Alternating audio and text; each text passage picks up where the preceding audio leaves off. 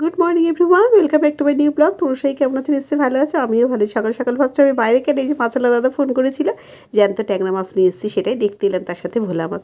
তো বলছে, বৌদি তুমি চলে যাও, মাছ কেটে আমি বাড়িতে দিয়ে দেবো। এই যে কাকুর দোকানে করছি নিলাম, বলি না আমার বাড়ির পাশে সাইনবোর্ড টাঙিয়েছে, কাকু আজকে বিকেল থেকে 5 তারিখ পর্যন্ত দোকান খুলবে না, তাই এক বাড়ি চলে এসেছি।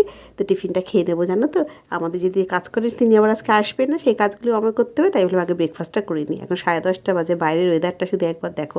আজও মনে হচ্ছে আর রোদ উঠবে না, এত ঠান্ডা হাওয়া দিচ্ছে, সেমনি ঠান্ডা জানো। মেয়ে ঘুমাচ্ছে, ওকে এখন ডাকবো না, ঘুমাক আর তো কয়েকটা দিন। তো চলো ব্রেকফাস্টটা করে নিই, নিয়ে কাজগুলো সারি, ততক্ষণে দাদা মাছটা দিয়ে দিয়ে যাবে আর কি। তো একটু চা করে নিলাম। টিফিন খেয়ে বেসিনে প্লেটও রাখতে পারিনি, দাদা বেল বাজাচ্ছে, তো মাছ দিয়ে গেল। বললাম না ট্যাংরা মাছটা নিয়েছিলাম, সব ট্যাংরা মাছটাই দাদা দিয়ে দিয়েছিল। তো এখানে 600 মতো মাছ আছে, কিন্তু মাছগুলো প্রত্যেকটা মাছ নড়ছিল জানো তো, এই জন্যই আরও আমি নিলাম।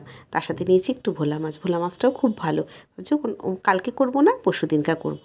তো চলো মাছগুলো আবার তুলি, ট্যাংরা মাছটা ধুয়ে নুন হলুদ মাখিয়ে নিই।